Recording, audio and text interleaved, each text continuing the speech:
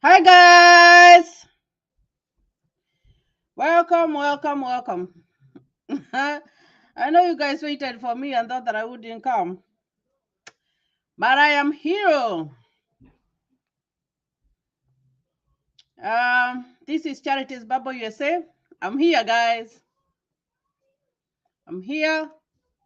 Sometimes I have some technicalities with this thing of mine, so I hope you're doing fine. This is Charities Bubble USA. Type your name there if you're there and you can see me. Type your name there and tell me where you are.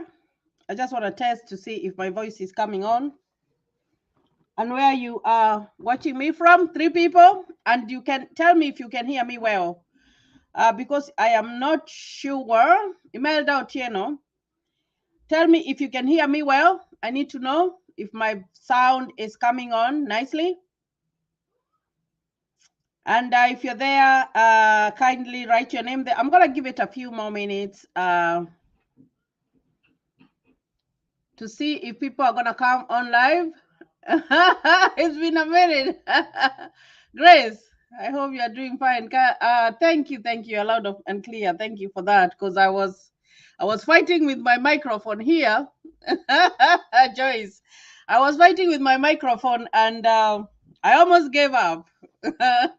My son is not here, and he always helps, and so this mic sometimes really messes me up, but I made it. So I hope, guys, you're doing fine. Grace says it's been a minute.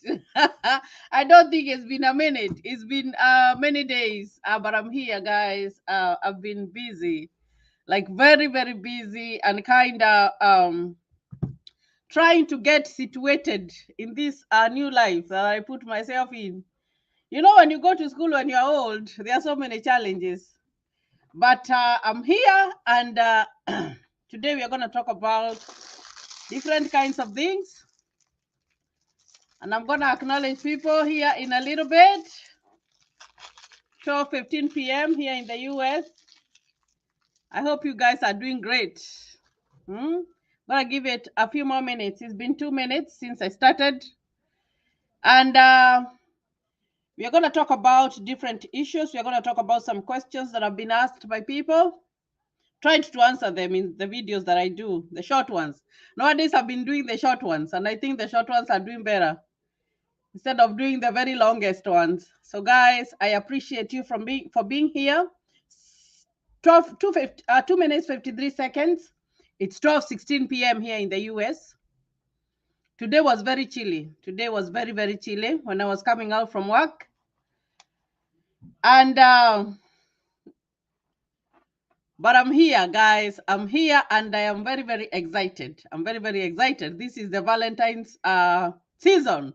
I hope you guys are excited about Valentine's. Hmm? What do you plan to do for your Valentine, and who is your Valentine?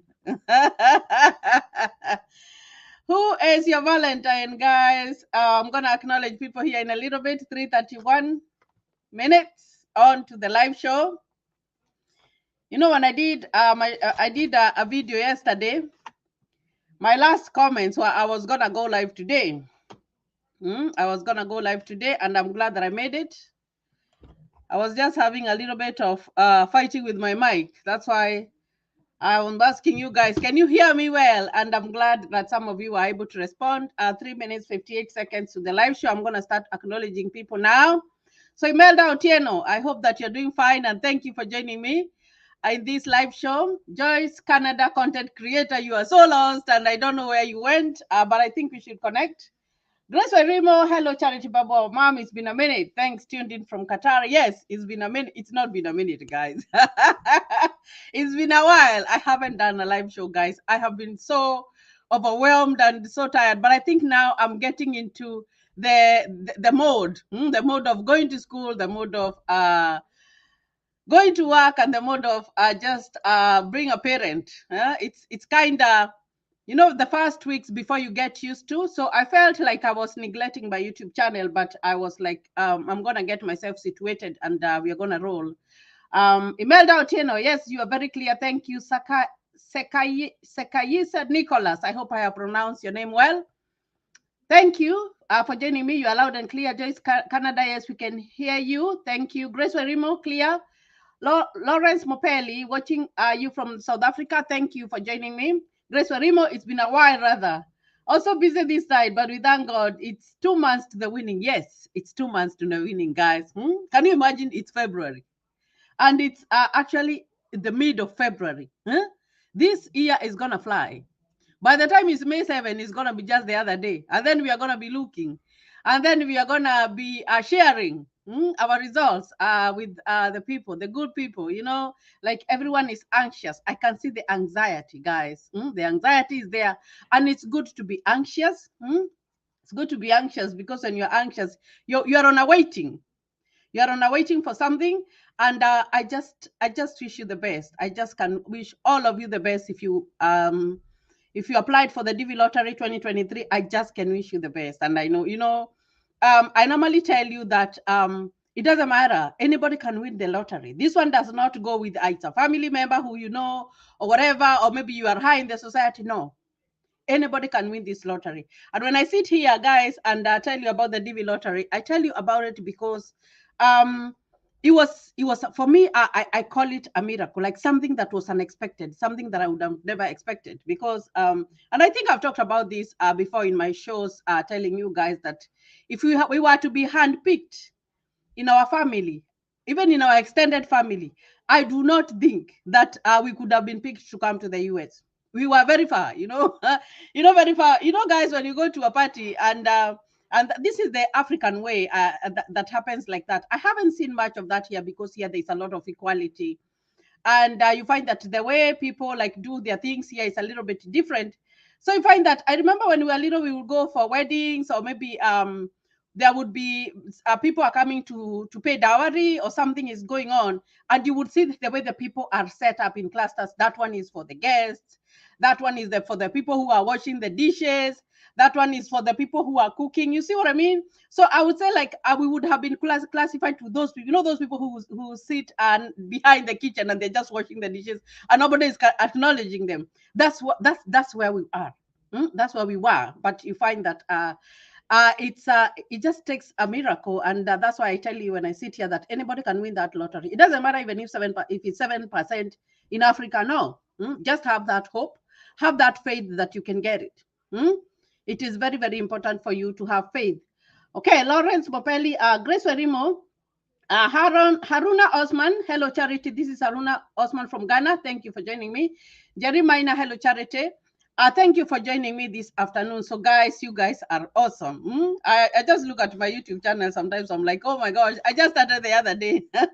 I told you guys that mine, I am going to grow it like organically. You know what I mean by organically? I am not going, I've received so many people. And it's okay. It's okay to ask. They're like, oh, we would like to do promotion or whatever. I'm like, no, I just want to grow my YouTube channel at a pace. Because I believe that when you start growing a tree, you have to water it. It has to go on growing and growing and growing and growing. You don't want to start from stair 1 and then you go by lift. You go to the 10th floor and then you start. You don't see the whatever your data in your YouTube channel does not correspond, because I really like to look at my data, what's going on, and I look at I tally how many subscribers do I have when I put it on my videos. How are they going? You see what I mean? I always look at that. I like working with numbers because numbers never lie. So guys, I know there's some of you even have, I know this, but there was this person who was texting me and they were like, oh, we need to benefit, whatever. I told them I'm not benefiting from anything. I do not want to promote my channel in like getting subscribers that I don't know. I just like to have people that are like that are real, that are interactive. You see what I mean? So because that person has really been bothering me a lot. He's been texting me all the time. So I just thought that it would be good to talk about it. Now, I talked about Joyce K. Canada is the house. Yay, another Kenyan with a big heart. Yes, thank you. Yeah, Grace Werimo is championing there for me. I really love Grace because she always champions. The first thing that she talks about, she doesn't even think about herself. She thinks about who is gonna like Charity's videos. So Thank you, Grace. Joyce Mehaki, hello, Charity. More blessing for enlightening us. So thank you for joining me. There is my baby. She wants to be in the live show, but it's hard to stay with here because there's a lot of stuff going on here, and she's two. It's hard to control a 2-year-old. So, guys, so there was this person when I talked about the form I-134, and I talked about the tax form, the W whatever. So this person told me that, and I read that message, and I was like, oh my gosh, this one is getting discouraged.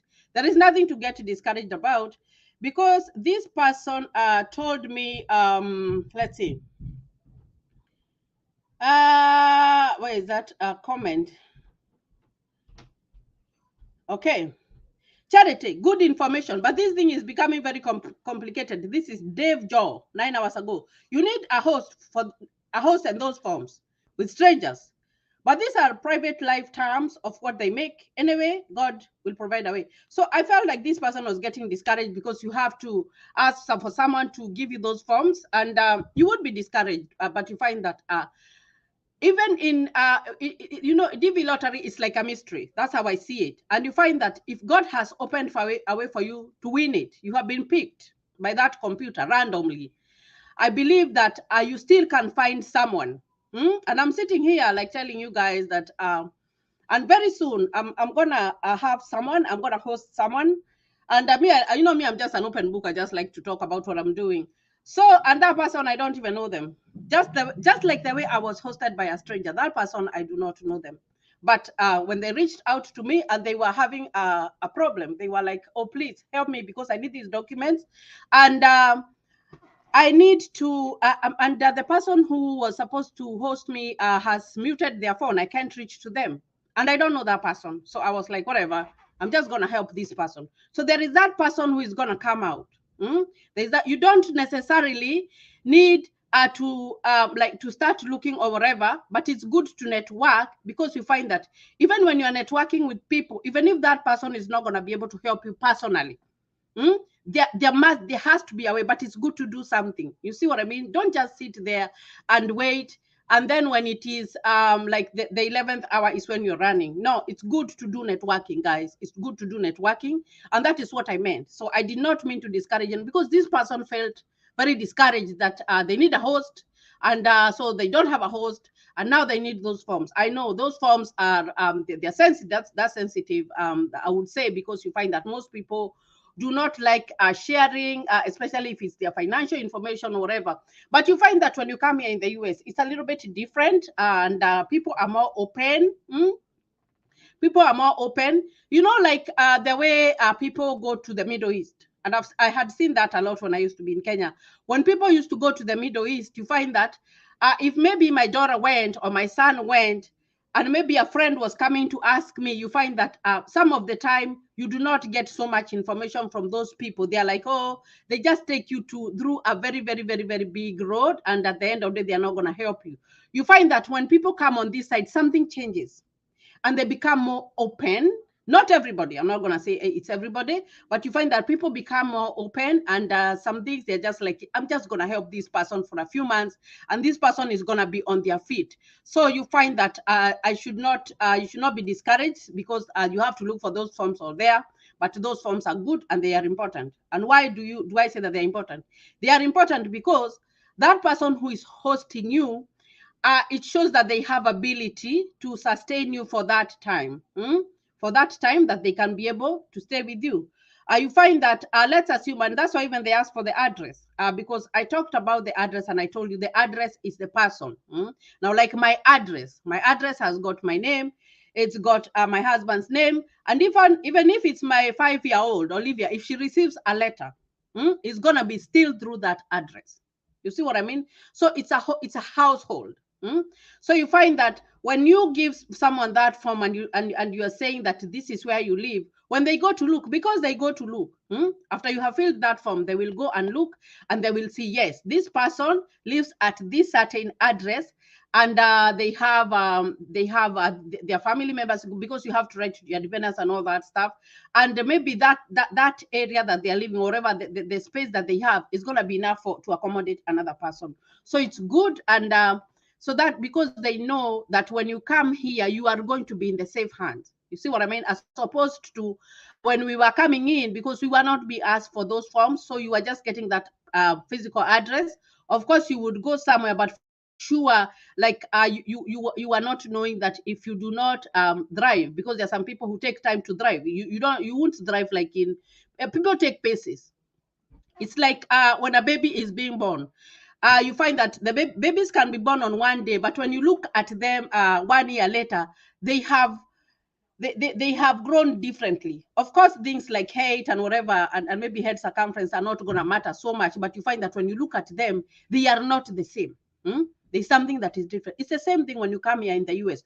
You do not strive in the same pace. You find that there's someone who will come and they will pick up very fast. There's another person who will come. It will take them a few months before they pick up. It all depends. And at the same time, it all depends on the hands that you are going to fall on. That host is like, it's a major factor. Your host is a major factor for your success. When you come here in the US, your host is going to play a very, very big role, because it all depends on how proactive your host is. Because you find that, I'm going to give you two examples. There's this host that you will go to, and they will be like, we need to go and get your papers in order.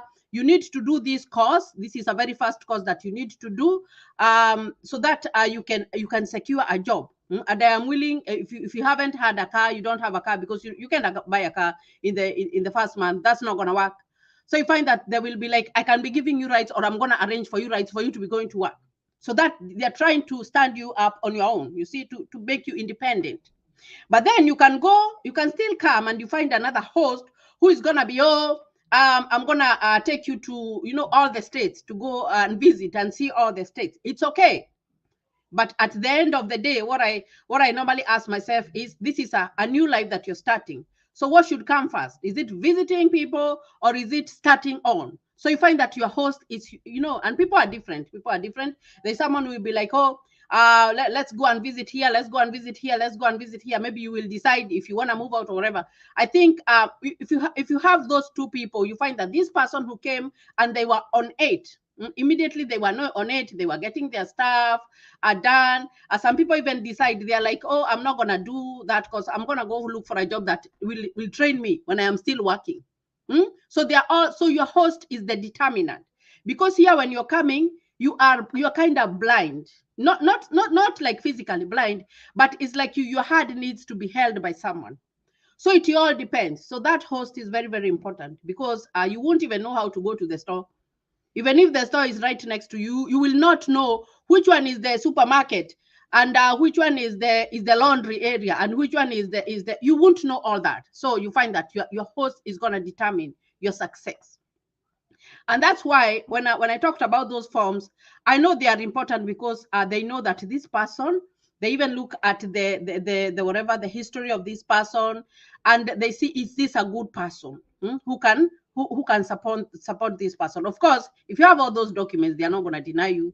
They will give you. But what I'm trying to explain here is that your host is like, it's your most determinant. You know what I mean? For your success. Although there are some people who have come in and they have failed out with their host. It becomes like bad, and that is an experience, because people are different. Of course, you can host people. Some are very grateful and will always be,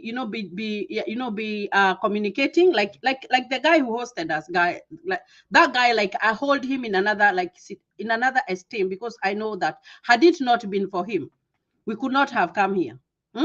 So, but you find that there are still other people who do not even talk to their host. Someone opened their door for you, and then when you are out, you don't even talk to them. It doesn't matter. It's like, for me, I see like a parent. The way your parents, and that is especially in the African setting. In the US, sometimes it's not very forgiving, but you find that in the African setting, no matter how bad your parent can be, no matter how maybe they were mistreating you or whatever that they were doing, you find that is your parent. and you are not going to get another one. So that's how I see a host. Because you find that that parent started with you when you were little, when you could not do anything for yourself, until you grew up and you could be able to do stuff for yourself. So that person, even if they were doing bad things, you cannot put them somewhere else. They always have to be your parent. But you find that the notions are different here. Someone can be hosted and they don't even talk to their host. And they look, instead of looking at the positive things that the host was doing for them, they look at the bad things. And that's what they talk about. You see what I mean?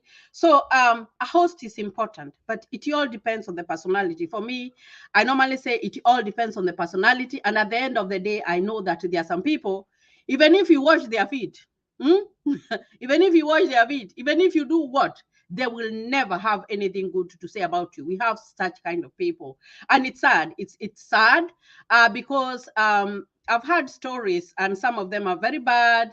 And if someone talks to me about, oh, my host was this, the only thing that I ask is that don't forget about that, and remember that person opened their door for you. That's the only thing. They opened their door for you, and that's it. You have to think about that. And why I'm talking about that parenting is a little bit different in the US and here. You find that here there is a lot of openness, more openness, and there is a lot of, like the way I tell you guys stuff, like for me, there's nothing to hide. I'm like, whatever. It's the same thing here. So you find that your kids, the way they are brought up, they are more aware, and that they are taught to stand up for themselves. So if you're not there for your kids, they note very fast. And when they grow up, they are not going to be there for you, because they will be like, that person was not there for me. Then why am I being there for them? It happens like that a lot here, even for the children that have been immigrated with us from home to here. When they come here, it is different. You have to sit down and dialogue with them, even if it's a 5-year-old. You have to sit down and tell them this is what is going on. It's not like the way we were growing up, and I remember our parents were like, this is the way or the highway. You don't have an option and you can't say anything. So it's a little bit different, guys. And of course, that's something that when you come here, it's part of culture shock, I would say, because when you come here, the parenting is very different, guys. Like, it's just different. Even your kids, they will question you. Even those 5-year-olds, they're gonna question you. They'll be like, but mom, you said this. But mom, you said we don't do this, and this is what you see. All that happens, and they will not. They will be very innocent. It's gonna be very innocently. It's not that it's a bad thing. No, very very innocently that they are questioning you. So you find that as their role model, then you have to. It's like you have to preach by the book. It's not like you preach water and you're drinking wine. No, that one is hard. It's hard to practice that here. It's very very hard, and that's why I tell you a story of somewhere that I had gone. And so normally me, I don't drink. Like I'm not a, I don't know why, for some reason I just do not like the taste of wine or the taste of beer. I don't like it. So I remember we had gone to this place, and this person had really bought, a lot of wine and all that, because you find that when you go to visit here in the US, you find that if it's a family of a husband and wife, you find that the wife, depending on what she takes, she will buy that, and then you can drink together, and then the husband is the same way. So I told her I don't drink, and then she was like, "What?" And I had bought a lot. I was like, no, I don't. And I just don't like that taste. I don't know, for some reason, I just don't like it. And it's okay. So, but there's a comment that during our conversations, because we still stayed and we had a very good time.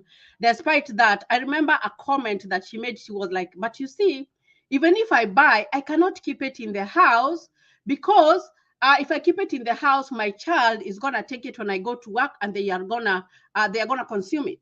And that child at that time was an older child. I think he was 18 and something. So I asked her, because for me, I'm just I was like, then why do you buy it? If I know that I am going to buy something and bring it in my house, and I want to tell my son or my daughter that this is wrong. You cannot take what. And I'm not demonizing wine or beer or whatever. No, I'm just stating my opinion. For me, it's like, why should I buy maybe wine or beer and keep it in my house if I do not want my kids to drink? You see what I mean? So for me, that did not, like, it didn't come out as a very good picture. And why I'm saying is, I'm just giving you an example. So you find that even African parents, when we come here, we have to adjust, and we have to be able to meet our kids halfway. Because if you come here and you want to bring up your kids the African way of this is what I am saying and this is the highway, you find that you will lose them. You're going to lose your kids, and it's unfortunate that some people come and they lose their kids. And losing your kids doesn't mean like they die or whatever. You lose them in a way that they cannot sit down and have a conversation with you. They're not going to have a conversation with you because what you're telling them is not what you're doing. You see what I mean? So you find that when they start having that mistrust, they're like, it's our parent. They're telling us this, and that is not what they're doing. So you find that you have to meet them halfway. There is a lot of openness. There's a lot of explanation that you have to explain to your kids. So that they can know, even disciplining, even if you have this to discipline them in whatever way that you want to, and you find that here you cannot beat them up or whatever because that is illegal, you have to explain. You have to tell them, this is why you should not do this because of 1, 2, 3, 4, 5. But you cannot say you should not do this and leave it there. No, it doesn't work like that. You have to tell them whys. There's a lot of whys in parenting here. And I think when it goes like that, they become like your friends, that they can, if something has happened to them out there, they will share. You see what I mean? But if you have like that, you want to be like that corporal punishment or whatever, you find that they tend to digress. They tend to digress and just stay away and not share much. So those are things that you will have to adapt to when you come here, especially when you're a parent. You have to adapt to that. Okay, let me read some comments here. Erika, we love you. Thank you for that. Grace Orimo, that's true. People are not transparent with information, which is not good. Information in power and help others. Yeah, that's a very good point, Grace. Yeah, information is power. Very, very good.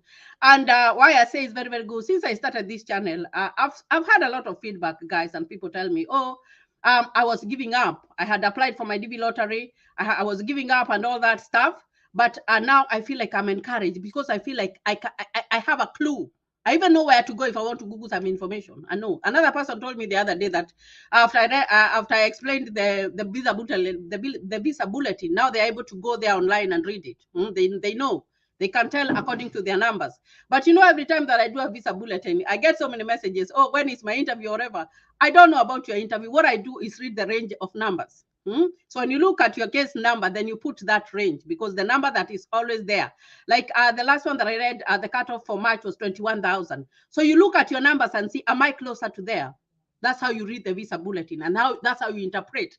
But I cannot sit here and tell you this specific day you're going to go to the embassy. No, those are numbers. Those are numbers that you have to put yourself in that category in that month. If your number falls on there, then you should be able to figure out when you be going. Okay. Chasiku. So Sarambote, hi Charity, thank you for joining me.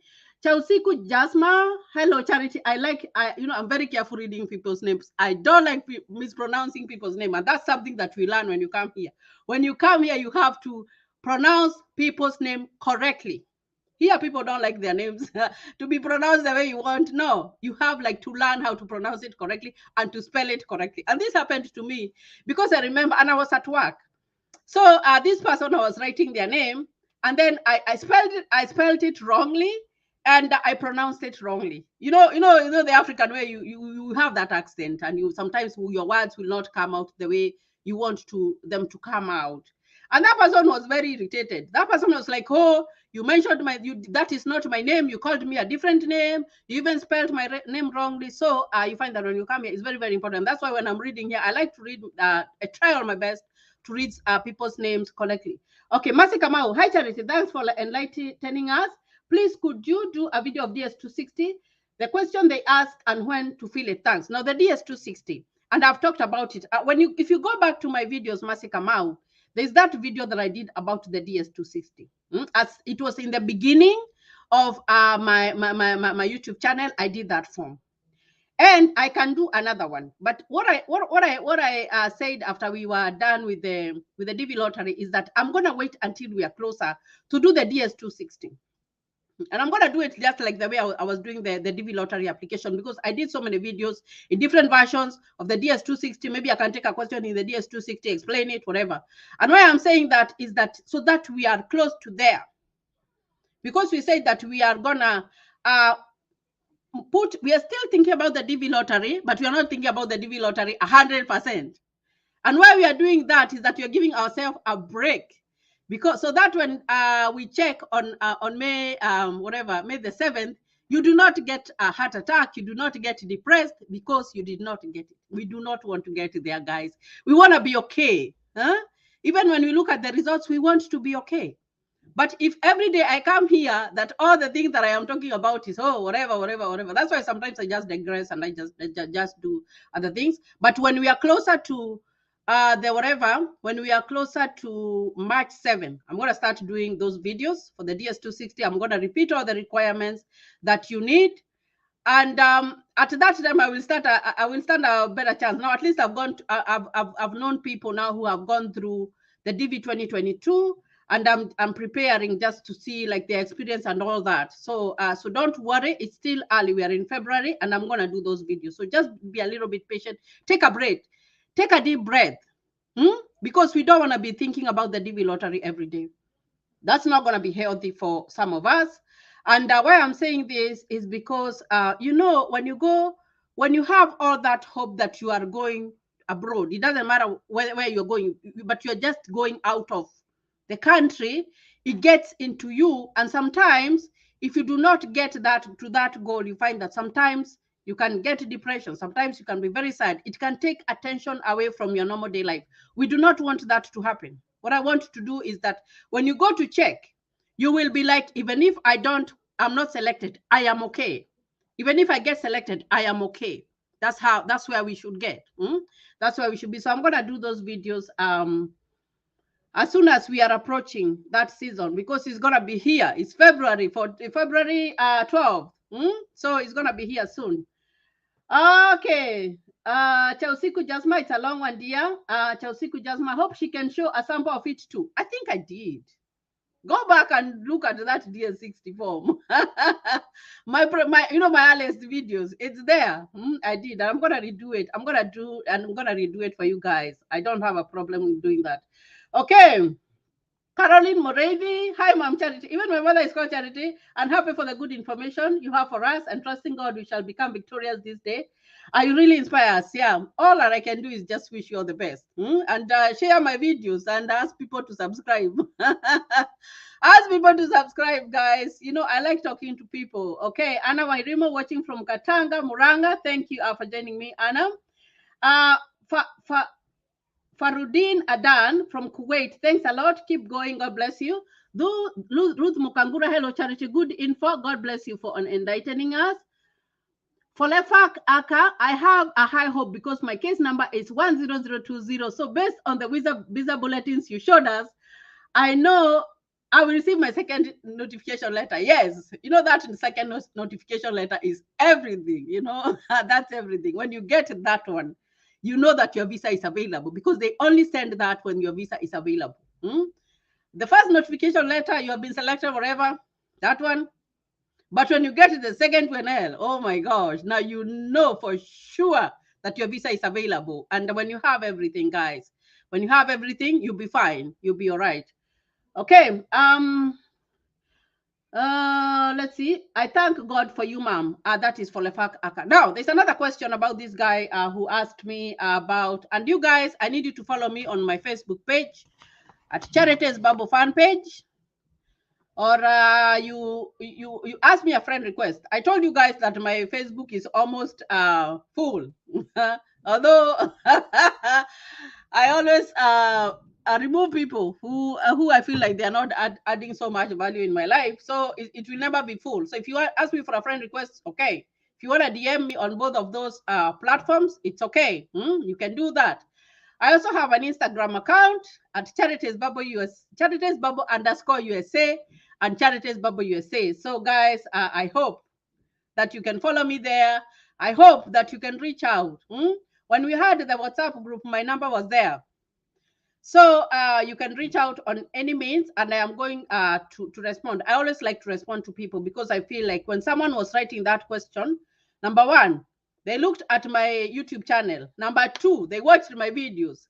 Number three, they got time to write and ask me a question. So I take that very, very, very, very, very seriously. Okay.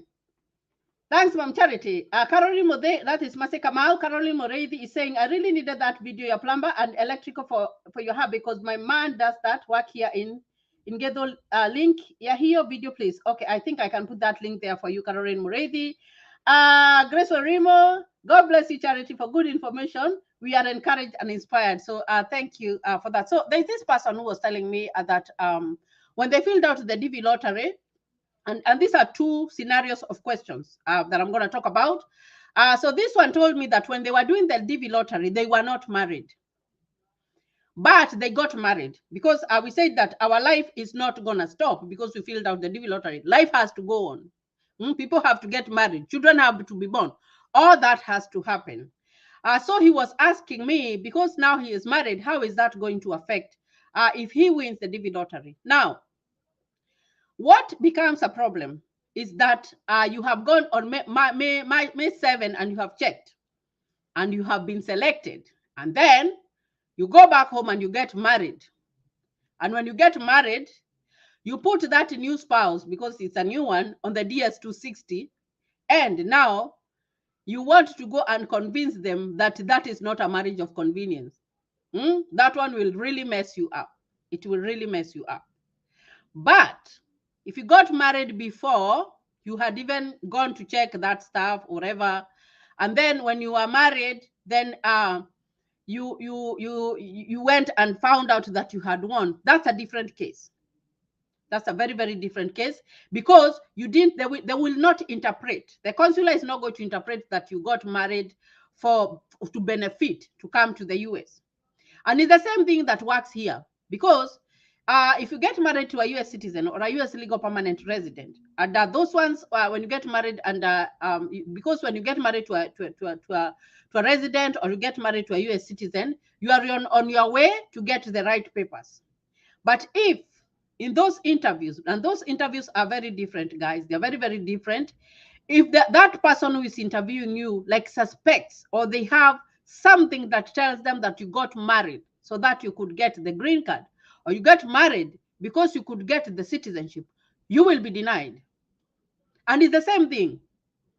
So if you go and check and you see that you have won, and then you get married and you want to add that person in the DS260, it's going to be trouble. It's going to be so much trouble, because they will see you checked, and after you won is when you got married. So that is, it's like that marriage is a marriage of convenience. That's how they can interpret it. So if you got married, and that person was telling me that they got married after they filled out the application. So you have to understand the difference between after filling out the application and after getting the first notification that you have been selected. So that one is fine. If a baby is born before or after, a baby is fine.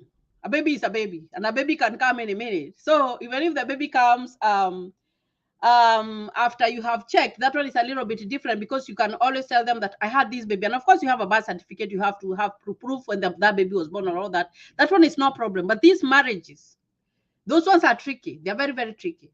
So if that person who was asking me that question, they got married before they even went to check or whatever, they'll be fine.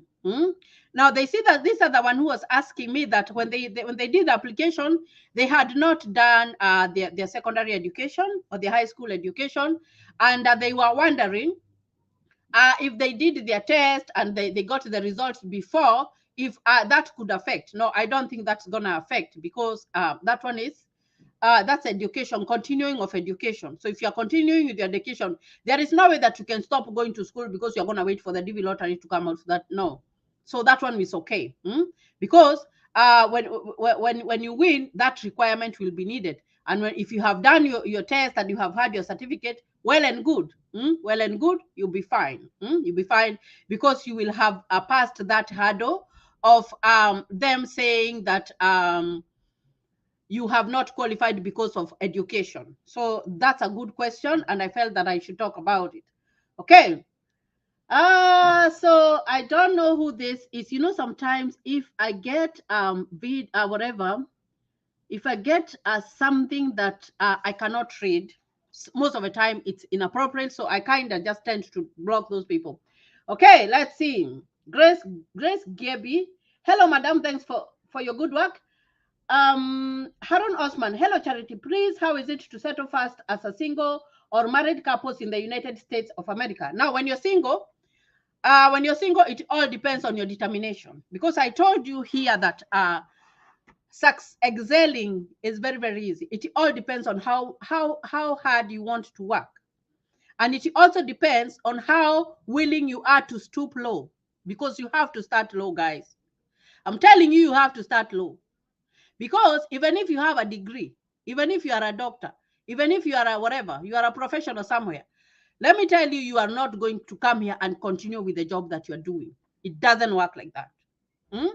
That is why you find that people come and some of them, they go and do CNA work. They work in nursing homes. Why are they working there? It's not that they want to work there. It's a starting point. Because that's a job that you can do and work so many hours and put yourself and, rise very fast. Maybe save and decide you will go to school. But you find that if you come and maybe let's say you say that you're getting minimum wage. And then you say, I'll just be working a regular job and that's it. 80 hours, I'm done. The other time is my free time. That is if you're single. I'm talking about a single person here. It will take you time before you pick up. But if you come and work very hard, very, very hard, and the first thing that you should be on your mind when you come to the US, it depends on the state that you go in still. You find that if you go to a state that you really need a car, that's your first priority. You must get a car because those are your feet. If you go to a state that you can go with a train, if you go to these big states that like New York, you find that your first priority is not going to be a car. Your first priority is going to be, where are you going to live? So you find that the more you work hard, the more you are willing to take on those jobs that are hard, those jobs that you would not have done them in Africa. The more you will go fast. And it doesn't mean that because you started low, you will stay there forever. You improve yourself. You improve yourself because 2 years down the line, 3 years down the line, you know most of the things, this is what I can do to help myself. That is for the single person. So it's very, very easy for you to pick up. And for a single person, what I advise them personally, and I'm saying this with all due respect, and I'm saying this knowing that not everybody can go to college, and I'm saying this, we say that not everybody can have a degree. But for a young person, there is nothing that is stopping you from going to school. Nothing, absolutely nothing that is going to stop you from going to school. Because you do not have babies that you have to think about where to leave them. You can plan that you will be going to school in the morning and you go to work in the afternoon, or you can decide I will be going to work in the morning and I go to school in the afternoon. So for a single person, very, very easy for you to go to school and to get a good job. It doesn't matter the course that you're doing. You don't have to be a nurse or whatever, but anything that you want to do, go for it, because you're single and you are young and you do not have any hurdles. You see what I mean? Now, when it comes to a family, and I'm going to talk about that because when you came here, we were a family. It all depends on how both of you are willing to work together. You have to work together. Otherwise, if you do not work together, you find that your marriage will end up breaking. That is one thing that happens a lot when people immigrate. They end up like just leaving each other because there's this very stressful here. Because number one, that social life that you see that we have in Africa, it's not there at all. It's not there the way like you can go to a wedding, you can even go to a funeral, you can go to a party or whatever. It is not there. You can even go to Mogithi, whatever thing. Yeah, I see those musicians from home, they come here and everybody goes because everybody misses that life of going to, going for a good dance or whatever, because it's not here. It's not like the way it's at home. So you must work together. You must decide, especially if you have kids or whatever, you might decide we are going to be working different shifts. And when we work different shifts, we will create our time. We will plan the schedule, how we will be taking care of the kids for it to work. And there are some couples who decide they're going to work, start their life, and then one person will go to school while the other one is working because bills have to be paid. When the other person is working, and then when that person is done with school, then the other person who did not go to school, they can go to school later. And there are some people who are just like, I don't want to go to school. It all depends. But here, guys, when you come here, when you're married, you must work together and you must keep that communication going. Because if you don't, it's very, very easy to get divorced here. Like in a flash of a second, guys. Because let's assume like both of you are working, right? And you have kids. Kids have to eat, right? Kids have to be taken to school. Kids have to be prepared. They have to be fed. So if you are, if you know, the African setting is that wholly the domestic life. I know it's changing, but it's not changed 100% that we can say that that's the African way. No, the African way, how we know is that the woman is the kitchen person. The woman is the one who does everything. That's how it is. And I can attest to that because before we came here in the US, when I was in Kenya, my husband did not go to kitchen to cook. He did not. And it's not that he did not want to, but that was the setting that was there. But if you come here as a man and you say that I am not going to take care of those kids, or I am not going to go to that work is degrading, or I am not going to help maybe to do laundry, or I'm not gonna help even in the house, even with the kitchen work, you find that when someone is coming from work, they are very tired. If you have gone to a 12-hour shift, you are so tired. You just want to go take a shower. Sometimes you won't even eat breakfast and go to bed because your mind is tired, your body is tired, you just want to rest. So if you have a scenario whereby you're coming from a 12-hour shift and you come, you find that because kids will be kids, it doesn't mean that because they came to the US, they are going to be organized. They need structure. And you find that everything is, all the toys are everywhere in the house. The dishes are full in the sink. The laundry is waiting for you in the laundry area. The kids need to be taken for activities and all that. And it all falls on you and you have a spouse. That is how marriages break here. Because you will be like, if I am doing it by myself and this man or this woman is not helping, then I'd rather be by myself because there is financial independence here. Here there is financial independence. You'll go to work, you'll get your money. So you find that if you do not help one another, especially if you're having kids, it is going to fail. So, and this is for men, and I don't have anything against our men or whatever. This is for African men, is that they struggle so much when they to adapt to the system and with all that culture shock and all that. But you find that if you embrace whatever is coming and you do it for the best of your family, not for the best of everybody out there who does not want to help their family. No. If you do it for the best of your family, you will excel. But if you don't, marriages break. They do break. If you come here and you are that person who does not like to look straight, they like to look on the side. They want to have a side dish. They want to have a side dish. They do not want to have what they have at home. They want to have a side dish. You find that those side dishes come with a cost. Let's assume that you get a child out of your marriage. You will have to cater for that child. You have to pay child support. You will have even to be present physically for that child. So you find that that child, the person who had that child with you, they can even bring the child to you in your house because that is your child and it's your responsibility because you chose to have that child. So it's very, very important for you to work together. That's how it works. It doesn't matter even if you are making $10 an hour each one of you. If you work together, you excel. And for me, we work very much together with my husband. It doesn't mean that there hasn't been hurdles. Yes, for every marriage, there's always hurdles. You know, there's always stuff that goes on. But if you put that aside and you're able to overcome all that, it's very easy for you to succeed. But the main thing that I can talk about for married couples, this is for Haruna Osman, is working together. You have to work together. Like, that's it. If you work together and you communicate, because communication is another thing that's very important. And it's very, very easy to lose communication because let's assume that the wife went to work and they don't have access to their phone, and maybe they went to work at night, so the people sleep. And then when you're coming in the morning, your spouse is going to work. They have prepared their kids. They are going with the kids, and then you're coming in to sleep, and they leave to go to work, and maybe they'll come back in the evening. Unless you create time for both of you, you find that it will be very, very easy to become distant. And it will be very, very easy to have those, the fridge is very important. And, my fridge broke down last week and we had to stay like 2 days without our fridge. And then we were like, oh my gosh, the fridge is very, very important because we could just feel like we were getting very, very thirsty because my kids are used to taking like very, very cold water. So you find that in the fridge, there's that place that you write notes. Maybe this is what is missing in the house. This is what you need to go and buy in the store. This is the appointment for your child. This is whatever. So you find that you will end up writing notes and sticking them on the fridge. That will be your communication method. of which it happens like that, then you will lose it. You know, if you don't use it, what I know, even in healthcare, for a patient, if they don't use something, if they don't want to stand up and walk, they will lose that walking ability. So if you do not have communication, you'll not go far. You'll not go far. So you have to be able to work together. Okay, and Okod, happy Valentine's, Habari za Wichita, Kansas. You're doing a very good job. Keep up. Thank you, Alice Okod. Simple ways. With the lowest case number, can you fill out the DS260 late? Now, when you are selected, fill out your DS260 immediately.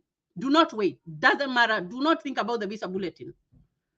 Get selected, fill out your DS260. If you have kids, get their passports, fill out their DS260, because that one is required. But remember, I said that one for requiring passports when you're doing the application, that one is not there anymore. Okay. Is it advisable to add my spouse in the DS260 if I got married after the application? Yes, you can. That one is not gonna be whatever. Is it a must you pay child support in the USA? Mushila. Oh my God! What? Yes, it is. It is not. You will be made by the judge to pay for it. What? Like, it's no joke here. Huh? Let's assume that you have decided to go and spread there. And those women, it doesn't matter even if they are 5 or they are 10, and everybody has your child, and they decide to take you to court, and you have a job that you are working, you will get a paycheck one day, and you know, of course, they will write you a letter and whatever, because they notify you. They are very fair. They notify you what they are doing. But I'm telling you, your salary will be sliced. Huh? This money goes to this child. This money goes to this child. This money goes to this child. Huh? That's how it works here. It's no joke.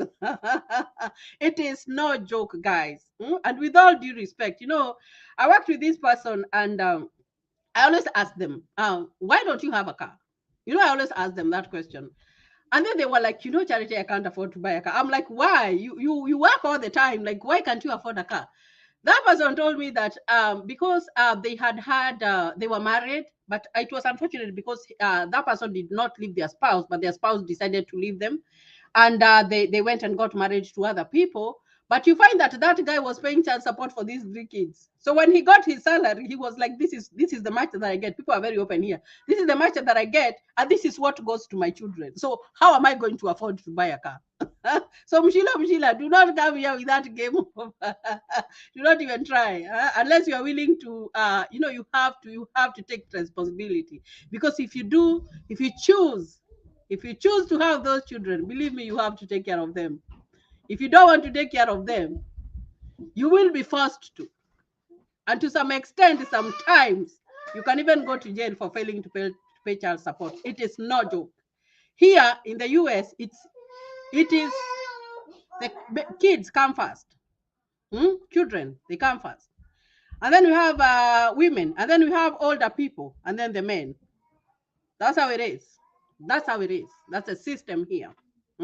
So if you choose to have them, then choose to take care of them, because you will be forced to do it. And here, because of all that openness and all that enlightenment, it's not like Africa, whereby even if a woman is left with 5 children, they will not go anywhere. They'll just faithfully take care of those kids. And when the kids grow up, the man will show up when the kids are getting married. And when dowry is being paid, is what they're demanding. And they're saying that they're child. And because of the customs, the African customs, which sometimes I feel that they are unfair. And because it's the dad and the daughter is going to whatever, they're going to pay the dowry. And because he's the biological dad, because of that blessing, you find that man is still entitled. Which sometimes, it's our culture. We cannot run away from it, but it's a bad culture. Those are some of the things that I really, because I feel like you have to be inclusive. You have to take part for you to benefit. But there is no need that when your kids were, the woman struggled, they went to a university or whatever. And even it can be the case of a man, whereby the man can be left with the kids. There are men who are very, very responsible. They take care of the kids. When the kids have is when the other parent is showing up. No, it doesn't work like that here. You have to pay child support. Like, when you have to, oh my gosh. Okay, Sheila. So you asked this because you don't want to, but men, I don't know what that means, but anyway, child support, you have those kids, you must take care of them. You chose. That's the word. The key word here, you chose. If you chose to do it, then you have to take care of them. Okay. Yes, when you get there, don't start choosing jobs. Begin with what is available, even though, yeah, you can choose jobs here. Even if you are, I did a video about doctors, and I said that if you come here and you want to be a doctor, you find that they will have you do some courses, and before you even go to get your residency, and even before you start practicing, you have to go through a lot of tests and a lot of exams for you to qualify. So you find that if you come here as a doctor, you won't go and you are starting to practice. No, it doesn't work like that. So it's very, very important. Okay, Richard 42003. Thank you for efforts of trying to give us information. More grease to your elbow. Thank you. I will be given the visa. If at that, will I be given the visa at the time of application if I was still in high school? Now, I do not. You will require your certificate, but when you are 17 and you are going to 18, you find that they will give you when you are an adult. But if you are still in high school, then you will be under your parents. You'll be under your parents. That's why I was saying, if you are filling out the DV lottery and you have kids who are going to turn 18 the next year, they can fill it individually, but still add them on your application. Because even if you don't win, they can win. That is an increased chance. But when they are still young, they will be under the parents. They will be under the parents because they are not 18. So it's good to know that. It's a good question, Justice, there. Grace, Gabby, please explain more about the host documents. I will go back and watch my second last video, the one that I did before this one. There is the one that says that without these two documents, you will be denied the visa. I've explained in detail about those two forms in that previous video that I did yesterday. I did it when I was going to work. So go look at that one and you will find it. Okay, Winnie W. I read someone. Sorry, I'm having trouble connecting to the internet. Oh, that's my Alexa. With the router and Echo device, so try restarting them. Unplug both of them, Oh then plug the router back in. Wait 30 seconds. This is my Alexa. Once the It reminds router is me. back on and connected to the internet, plug. Let me take it off. Yeah, so let's see. I read someone in some test when Mpango Wakando goes for the support mbele ya wife, she gets more money than the wife had her during the divorce. Now, normally it doesn't really work like that, but what happens is that when you have kids, when you're married, even if you got married in Africa, you have to submit your marriage certificate during your interview, your visa interview. So when you go and take your marriage certificate, they have it in their records in the USCIS. So let's assume that the Mpango Wakando got kids, but still in the records, when you go to court, they do a background check. They see if this person married, did they have kids? And they will still know whether you have kids, because you find that even if you came with kids from Africa, those kids were included in your DS-260. So their records are there. So they know that you have those children. And at the same time, you have had these other kids. So normally what happens, it is not the woman who gets the money. The money is divided amongst the kids. You see what I mean? And these things, it's hard to hide. You cannot hide because most of the time when you're married, you file your taxes, and you have to file your taxes every year. Most people file joint. I know there are some people who file separate, but most people file joint. So you will know because you will see some deductions. And then you will know. So if you find that this person is paying child support there, it is not hard for you to know. You will know. Oh my gosh. Let me tell you here, there is no secret. You will know. So they do not necessarily look as a woman as an individual, because when they go to court, they will not only deal with that case. They look at it in a broad angle, because they will ask the man, how many more children, or no, they don't ask specifically children. How many more dependents do you have? And you cannot lie about your kids. Even if you have 20, you will say that you have 20 dependents. So amongst those dependents, that's how they divide the child support. And you only pay child support if you have refused to take care of your children. That is the only time that you pay child support. People are not that malicious, because if you're there and you're taking care of those kids, you're there for them as a dad, because as a dad you have to show up. This is not where the African way that the men do not show up. Here you have to show up. Like seriously, you have to show up. I talk about that because my mom was single. My mom was single, and it's not that we didn't have a dad. We had a dad, a dad who was well up, but my mom brought us up by herself.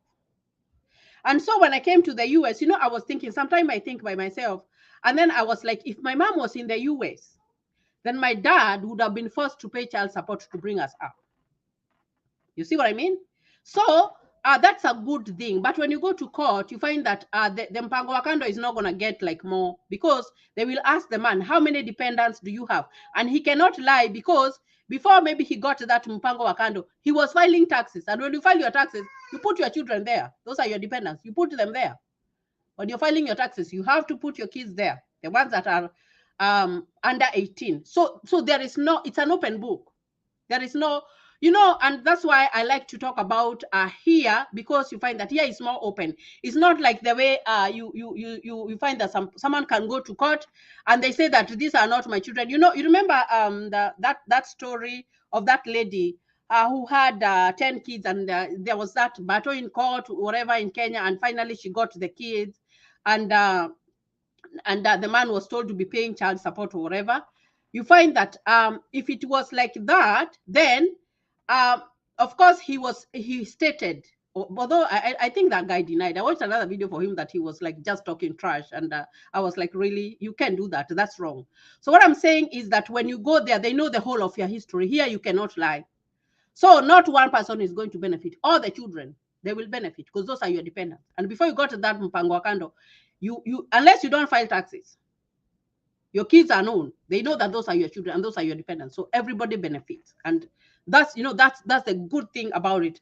And I wish that the way child support is taken here is how it's taken, especially in Kenya. Because there are some men who are just horrible. How do you leave a woman with 5 kids and you go and marry a girl who it's called a slave queen?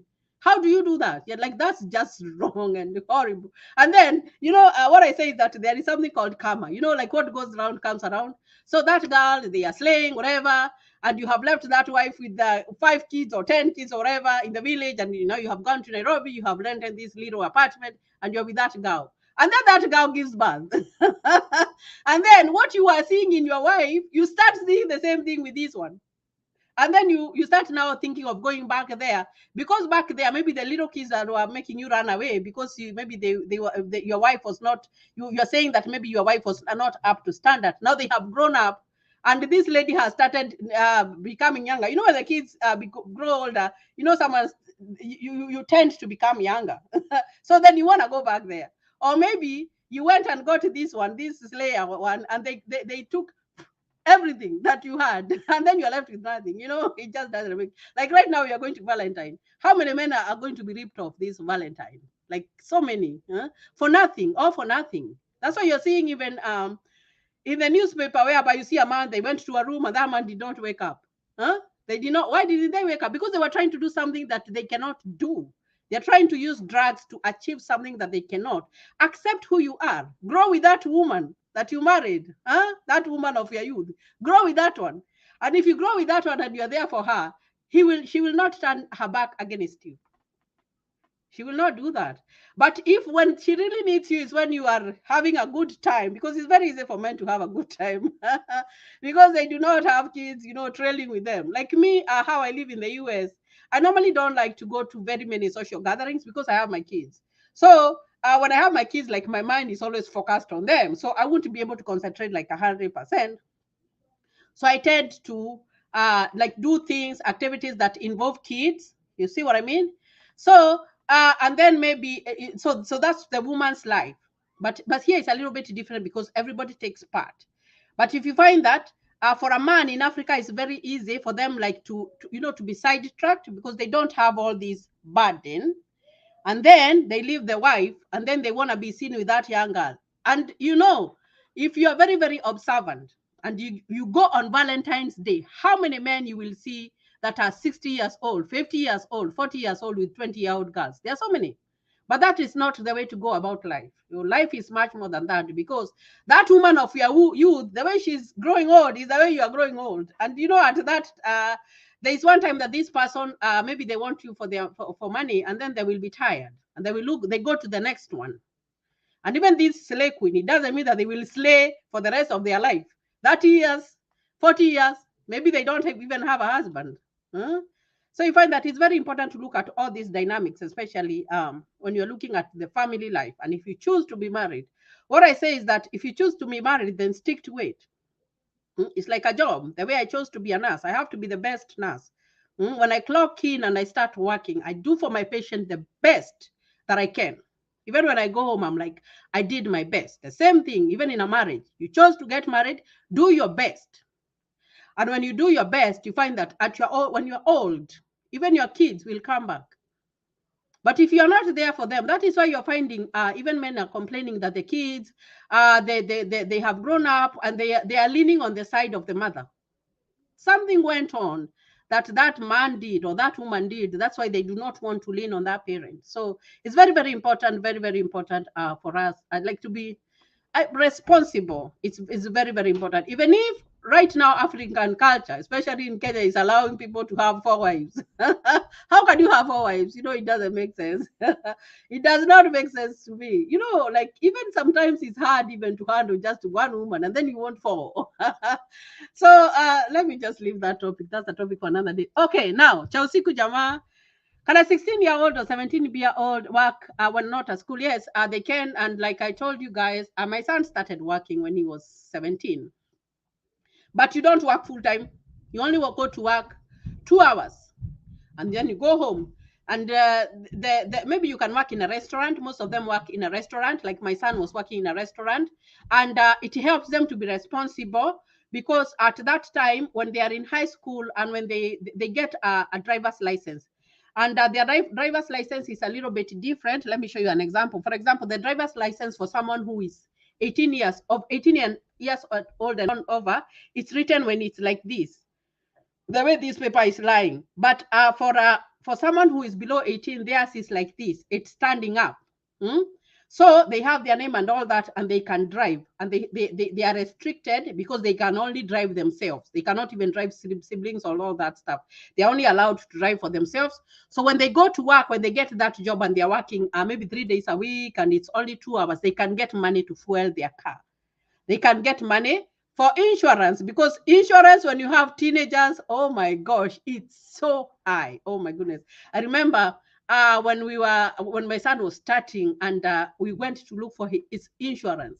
His insurance, just one car, was more than our like my car and my husband's car. It was more because the teenagers, their mind is still young and they still have all that energy and they still want to experiment all that stuff. It's good to be a teenager. I wish I can go back to become a teenager. So their insurance is always very, very high, but it's good for them to go to work so that they know, because if they are going to work and they are paying for their insurance and they are paying for their fuel, and one time they overspeed and they get a ticket, they are not going to overspeed again. I remember my son one time, he got a ticket. Actually, he got 2. And then he was like, Mom, I will never overspeed again. That's a lot of money that I paid. So it makes them more grow up and more responsible. So they can go to work, but you choose. Some of them, they don't have to. Actually, they're not going so that they can help you out. No, they're going just to something to keep them busy when they're in high school, and something for them to know how to budget and to know how to plan, and just an introduction to adulthood. You see what I mean? So it's very, very important. Okay. Haruna Osman, please charity. I still get confused with the selection. Is the selection done the day the results are released, or is it done before they release the results? Now, on May 7th, when you go there, at the selection, I told you guys it's a mystery. We don't know how it's selected, but we know it's computer randomized. But on May 7th, when you go to check with that number that you got, the confirmation number that you got after you filled out your DV lottery, you have been, if you see that the first line says you have been selected, because that's the first line, it says you have been selected to whatever, that means that you have won. That's the first step. A first step of many. You have won your DV lottery. So the selection, don't worry about the selection or whatever. So after you have been selected is when there will be further instructions to process, because they give you all those instructions. And that is where the documents and the requirements come in, and filling out the DS-260. So after you fill out the DS-260, then you submit it online. You're not sending it to anywhere right now. Because remember, previously you had to mail the letters to KCC. We are not doing that anymore. So you wait. You wait for the second notification letter. Now, the second notification letter is everything because they only send you a second notification letter when your visa is available.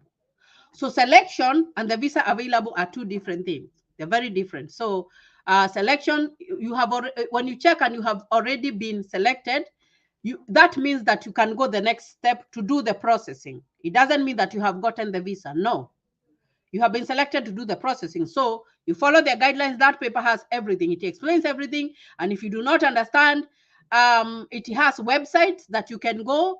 Actually, they even have YouTube videos that you can go and just familiarize with yourself. There is that website, a big website, and it has so many resources, travel.state.gov. Go there and read. And then after that, then you wait for the second notification letter. The only thing you have to do is to keep on checking your email. Keep on checking your email. When that letter comes, then you know that your visa is available and you can go for your whatever, for your interview. Okay, yes, ma'am, I watched that and I wanted to know if there's a site the host will log into to fill that document or where that forms is located for the host to fill his details and send to the winner or to send along. That one is on travel.state.gov, also that website, and it can only be filled by someone who is here in the US. Only someone who is here in the US. And only someone who is a permanent resident and only someone who is a US citizen. Like that's how it is. It's on that website. So if you go to that website, travel.state.gov, type the form I-134, it's going to come out. But it can only be filled by someone who is here. You cannot fill it when you're out there. Because there are so many details on that form. So very, very many details that you will not know if you are out there. You will not know if you are out there. And they do a lot of verification on that document. So it only has to be filled by someone who is here. Okay, Nelson, tune in live from Gachie, Kiambu. That's my homie. I come from Kiambu. Christine, let me see, Christine. Hi, long time tuned in from Kenya, Christine Kemto. So guys, it's been how many? 1 hour, 11 minutes and 51 seconds. And it's been nice. I've really enjoyed just interacting with you guys. I've really enjoyed that. And like I said, please like my Facebook page, Charities Babu Fan. Please like my page. If you want to reach out to me through those platforms. And like I said, it was unfortunate that I had to just cancel the WhatsApp group. It was unfortunate, but I had to do it because I felt like it was going out of hand. Because I believe in structure, that's how I believe in, and I believe like in doing things the right way. And if we are not compliant, and I do not want someone to be stressed because every time someone posted something and everybody is getting worked up and everybody is whatever, I really don't like going that route. And I really do not like being in the middle of a circus. I would call it a circus. So that group had turned out to become a circus, and I do not like that. So I had to end that. But my Facebook page, if you follow me on Facebook and you DM me, and I see your message, if it's a good message, I will reply to it. But if it's not, then I have the ability to make sure that you're not going to send me another message, even in the future, and it is not going to affect another person who is really interested. So that is why I think Facebook is a good filter. It's a better filter. Because even if someone wants to post something on that page, then I have to approve it for it to be posted. So that's why I felt like it was good. So we no longer, so many people have been like, why did you stop the WhatsApp group? That was the reason. And for me, like, I've always been open with you guys ever since I started my YouTube channel. And I call it as it is. If it's bad, it's bad. If it's good, it's good. And if something is like bringing conflict, I try to, and it's affecting other people, not only me, even other people who are of goodwill. There's some people of goodwill. Then that's why we don't have the WhatsApp group anymore. And it's fair because not everybody can fit into the WhatsApp group. It was only 250 something, 254 people. So it's good to be fair. And I know that everybody can follow me on my Facebook page at Charities Babu Funds. And also you can ask me for a friend request at Charity Nganga. That's still my Facebook page. Go to Instagram at Charities Babu _ USA or Charities Babu face page, whatever Instagram. I am there. And you can write me a message and I will respond to your message. So I'm going to read the last comments here. and then I'm going to call it a day. And please, if you haven't liked my video, 33 people, please kindly like this video, share it, and subscribe if you haven't subscribed to my channel, guys. And that's how we roll. Okay, Hannah Moore, do the 5 about vaccines. Prove as an adult, how does one prove it? No, the vaccines, I said you have to have records. If you don't have records, you will have to go through all those vaccinations, and there are many. Oh my gosh, there are so many. So remember, when we were little, our parents used to take us for vaccinations, and they would have those little cards. And even if you don't have those ones, hospitals are very good at keeping records. Very, very good at keeping records. You can go back to where you can ask your parent and go and see if they have those records, because those records are important. They're very, very important for you to take with you, because if you solely do not have anything, you'll be vaccinated from the beginning. And you find that when it comes to kids, and I talk about this because my son, when we were coming in, he was I think he was 12. I don't even remember, but yeah, he was 12. So when he went to the vaccine, he got the most. Because you find that here in the US, there are those vaccinations that they still keep on going, having them. You know, I didn't even know that there was this vaccination when the kids turn 12, that they have to take for ovarian cancer. There is that vaccination when they reach 12. I didn't even know about that. So all that happens. So so they looked at the age of my son, and I had taken that little card for his immunization, but he still had a lot of vaccines to take. Actually, we went 2 days. We went the first day, and because there were so many, we went the next day so that he could get all of them. So it's very, very important. If you have a record of something, have a record. If you have kids, have their records. Take those ones with you, because they will save you from getting all those vaccinations. There are many, and you know, it's your body, you know. But without those vaccinations, you'll have to get all of them. Another thing, the COVID vaccine, that one you have to have it. You know, there are some people who really do not want to have that vaccine. But if you go to the CDC website about the lottery, you find that that is a requirement. And you do not want to be denied because of that. You know, people are just having rumors about the vaccine and all that, which sometimes doesn't make sense or it doesn't help. What I can say is that it's good. For me, I was vaccinated the first one, I got the second one, and I got the booster, and nothing happened to me. Actually, even my kids, even my 5-year-old, they have been vaccinated, and nothing happened to them. So when you win the DV lottery, you have to start thinking about it. And it's good because you see that right now people have gotten used to COVID, and nobody is it's like people, like, you know, they're used to it now. It's not a big deal, and still people are getting infected. So you have to really be careful. And if you feel like someone is sick, do not go to visit them. If you are living in the urban area, do not go to visit those old grandmothers, because they are very vulnerable, very, very vulnerable. You might say that you're going to visit them and maybe to go and see them, but maybe you are taking them the infection, because you never know with COVID, because you can be infected and you do not know. You can be infected and you are asymptomatic. You don't have any symptoms. So it's very, very good always to be our brother's keeper. So it's very, very important. After you win the DV lottery, you have to start considering that. And if you have a family, you find that some people say that I'm not going to be vaccinated, so my whole family is not going to be vaccinated. That's unfair, because everybody has their own life. And I believe that everybody, even if it's your child, they will be answerable for their own life. So it's good to make wise decisions. I normally say it's good to make wise decisions. And even when you're making those decisions on your personal level, think about the other people who look upon you. The people who do things because you have done them, especially your kids.